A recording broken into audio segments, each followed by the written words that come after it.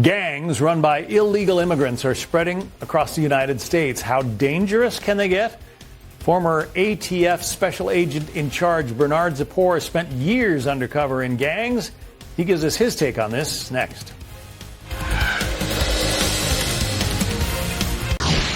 U.S. authorities have arrested a top leader of the violent MS-13 gang in Virginia. The 24-year-old suspect, an illegal immigrant from El Salvador. Officials say he's been in the U.S. for more than a decade. His arrest is a win for the Trump administration as it pushes to eradicate gang networks that infiltrate the United States.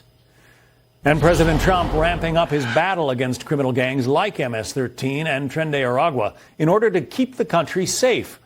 One person who knows all about taking down these gangs is our next guest, Bernard Zapor. He's a former ATF special agent in charge who worked extensively undercover for 8 years in anti-gang units. He is now a faculty associate at Arizona State University. Mr. Zapor, it's good to have you here. Thanks for coming on today. Tell us about these two gangs, Tren de Aragua, MS-13. Give us a thumbnail description of each one. Well, first off, they have a significant level of threat, and the reason why the Venezuelan gang in particular is their willingness and ability to form alliances with other criminal enterprises and syndicates, which gives them a global reach versus, say, other criminal organizations that are territorial and cloistered.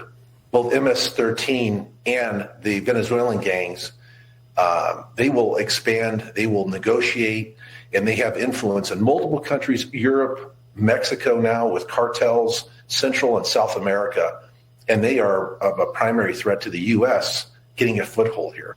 It would be very much like allowing a malignant cell into your body. You don't want it because it's only going to get worse and expand exponentially.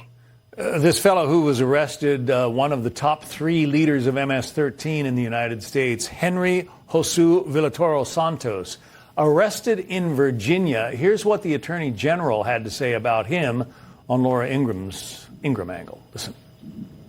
He has been in the United States for probably over a decade, but we believe he was recruited in middle school. In middle school, can you believe that?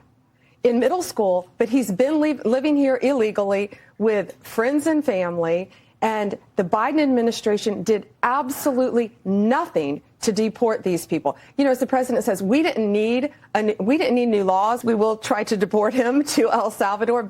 Let's send him home. That's where he belongs. We know you worked undercover and worked on infiltrating some of these gangs. Recruiting a future leader in middle school, it seems astounding. Well, you're basically raising and growing a sociopath. You need ferocity and criminal intelligence, and that's who rises to the top in these organizations. So make no mistake, it's the most vicious, but the ones that can think strategically at the same time. Diabolical thought. You know, these organizations, these gangs, these syndicates, very much like the Mexican cartels, they are flexible in following the contraband that works for them. They can switch from human sex trafficking to narcotics to extortion to anything, fentanyl, whatever it is that's going to yield money and give them more power. They have the ability to adapt, and they use their relationships and influences to do that. A lot of this originates from prison gangs. The Venezuelan gang has a very unique origin, originally starting as some type of workers' union to deal with the train in that town.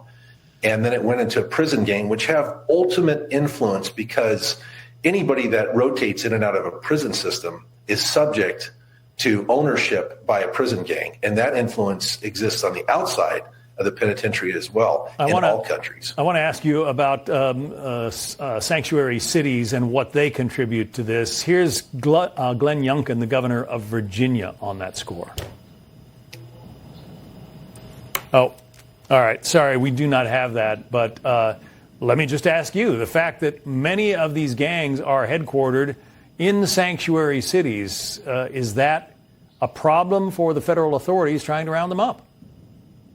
It's a problem for the United States, and it's a problem for our democracy, for the simple fact that, again, if we're using the analogy of this being a malignancy, a cancer, we're taking away our strongest medication, our strongest treatment. criminal deportation of these people that are here unlawfully in our country is a powerful tool. And if we are blocking it, preventing it, asking law enforcement, which is contrary, in these municipalities to not assist ICE and the Department of Homeland Security in their mission to eradicate them, it doesn't make any good sense, and it's immoral, in my opinion. Bernard Zapor, who has spent a career trying to round up some of these bad guys, we appreciate your efforts, and we appreciate you coming on today. Thank you. Thanks, sir.